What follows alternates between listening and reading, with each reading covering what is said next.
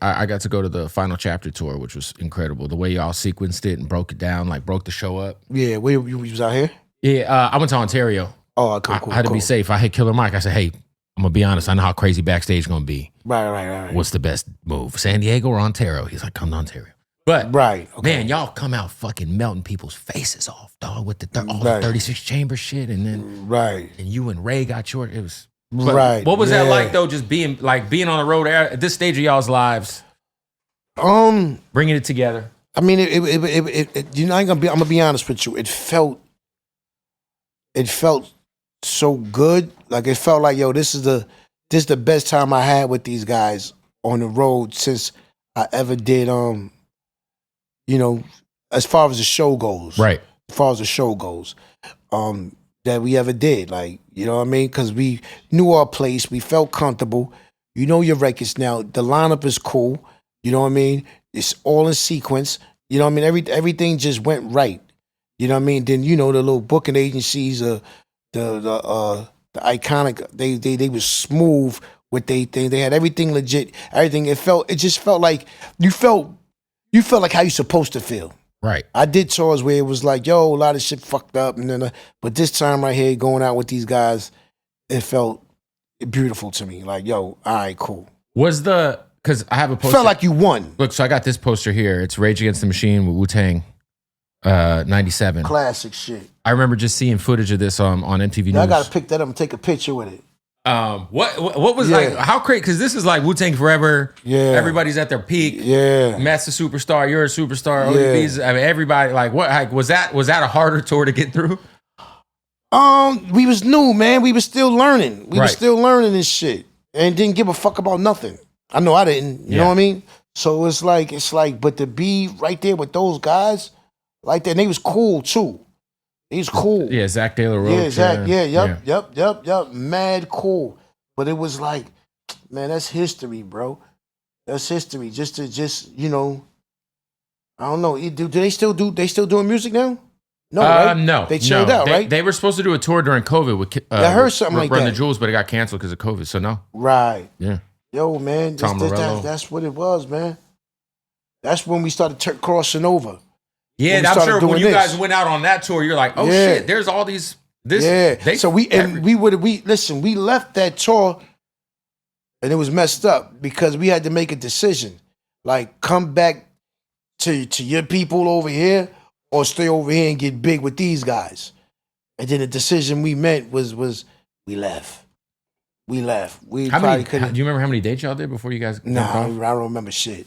But we left. And came back, and that's when we left and did Hot 97, shit was disaster. It was disaster. Like it just they cut our records off that day.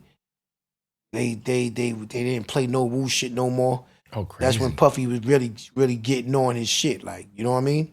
Cause we was like, yo, we headlined, then they had that it started like that. You know what I mean? And it just wasn't the same no more. They stopped playing our records. I had to talk to the whatchamacallit. Why did they stop playing your records? Because I cursed them niggas out. Okay. You know what I mean? And it was some other shit. And then Puff, at the end of the day, he told Puff RZA, still holding the only built for Cuban Links gripe? He told RZA, he told RZA, because they talked. And he told RZA, RZA told me this like maybe like a year ago. And shit like, yo, that Puff admitted to saying that he stopped our records up there. And shit like that or whatever. You know what I mean? Why they didn't play that shit and all that, or, helped them Hot 97 motherfuckers. Just like, yo, that was it. So it was all Bad Boy. You know what I mean? So when we dropped Triumph, no radio that shit play. just like, yo, no radio play with that shit right there. So that shit was like, oh. So it came out that he told the truth, like, yo, I had to do it.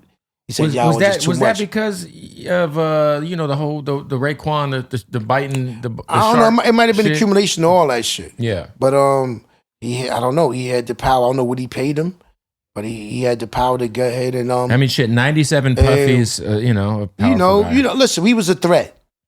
You know what I mean? We was coming. If Triumph would have been promoted like that, like it was supposed to be and shit, and we would have stayed on 90s on that radio right there, it was like I think things to right now probably would have been a little bit more different, but Yeah, that was a big blow. That was a big blow because the record was still fresh. And we had to leave these guys. We had to leave these guys. We had to make a decision. We was on a bus or wherever we was at. I think it was on a bus. And it was like, yo, we got to make a decision now. You know what I mean? Should we stay or should we leave to go back and do this? But they playing our records and this and that and the third and this and that and the, you know, whatever. So, yeah, I don't know. Whatever the decision was, it didn't work out. It didn't work out, regardless of what. Right. Because even they still took the record down. Right. Anyway. Hey, got to stop the interview. Want to give a shout out, man. The only thing we smoke, ladies and gentlemen, is Slapwoods. That's right. Make sure you follow them at Slapwoods. And you know, the reason why we smoke Slapwoods, it's literally because they slap. If you ain't smoking Slapwoods, what the fuck are you doing? Get back to the interview. What can you tell me about this this album Once Upon a Time in Shaolin that got sold for $1 million, and then obviously it's gotten resold for like $2 million, and it's not supposed to, and no one's supposed to hear it for like 100 years. Like, yeah, man, I don't know, bro. I don't know what's up with that shit, nigga. I was never really in on that shit. Is it good? You know what I mean? Is it a good album? Not to me. It wasn't good to me. I'm just not just saying that it wasn't good. There was a bunch of records up there, but it wasn't like ooh album. It's probably good it didn't even come out. You know what I mean? Right. It's like, yeah, but it was probably like 30 songs up there and shit. Shit was like, who had a couple of records that y'all might like, but you know me, I'm funny with my shit, so I'm very picky. Was RZA like, guys, I got this play. We gonna do this? No, it wasn't like that. It was you had this dude called what's the nigga name? Silver Rings. Silver Rings. You know what I mean? He been around the clique, but you know, he went to everybody like one by one. It's like this: you go get verses from everybody, and you pay them from verses, and then you put the shit together. But then you want to try to like you put it together, and you got to play, and then you take it to RZA after the shit was like that, and then y'all in all in together, and then all of a sudden it's so let me get this straight. How it worked was, he bought a bunch of verses from everybody. Yeah. Put them together. Yeah. Yeah. And then I own the rights to these verses. Yeah. And then I'm going to combine this. And so y'all didn't even Yeah. I don't even know if he owns the right. I mean, whatever it is. Yeah, right? whatever it is. Yeah. But that's what it was. Were you guys aware that was something that was going to even like be the end result? If you give me a track right now, I'm just doing it, just giving you the feature, man.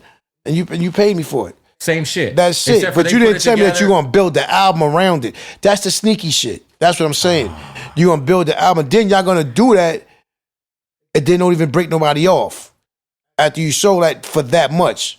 Because at the end of the day, RZA has to greenlight it. He got to sign off on it. Because, yeah, you got to sign off on it. So everybody else just got paid whatever they got paid for their feature, if you will, right? That's it. Yep. Oh. Yeah, that was it. And then y'all got to fucking turn on the news and be like, wait, how much did this motherfucking album sell? Exactly. Exactly. So it's like that with him and shit. You know what I always was confused about? There's always this big ghost guy on Twitter and shit, right? And then like he always is putting projects out with people. He's done stuff with you, but like I always was like, is this a Ghostface burner account? Like when you do like some of these side quest albums, what you did with me? Well, I feel like I saw something come up on my Spotify. I never did nothing with that nigga. Right, Wigs? The big Ghost LTD? No, okay. Yeah, he did nothing with me. Yeah. Well, I thought I saw something pop up, but I was gonna ask you because you have a lot of like I'll call them side quest albums, like you and this like Czar. Oh yeah, like all that shit like that. You'll connect with like different producers. Adrian Young and these guys. Yeah, great albums by the way. Yeah. Thank you. When you do those projects, like, do you approach them like it's an official like part of your discography, or is it more like, yo, this is a collaborative effort? Yeah, that way. You know what I mean? Yeah, you just it's like I'm like a hitman. You know what I mean? Like you pay me to do a job like a for mercenary. You. I do it for you. Yeah. And that's it. You know what I mean? 'Cause a lot of guys had shit like they send you the script on how they want what they want to do, like Adrian, and send a script like, yo, talk about that, and we get it done. And here, take your shit. You know what I mean? And that's it. That makes sense. I don't take it like yo, it was for me, like, you know what I mean? Because a lot of stuff I probably wouldn't even, wrote like that. I would have did different other shit. You know what I saw that I was thinking about because I'm looking at it now? There was a Lost Tapes project that came out in 2023 that was Ghostface, Killah, and Big Ghost LTD. That's what I'm seeing. I don't know. M80? I don't know. Oh, word? Yo, so you Not know, fully sanctioned. Yeah, M80 dudes, he just be doing, that's my guy. He just do a lot of bullshit. He just do too much of shit.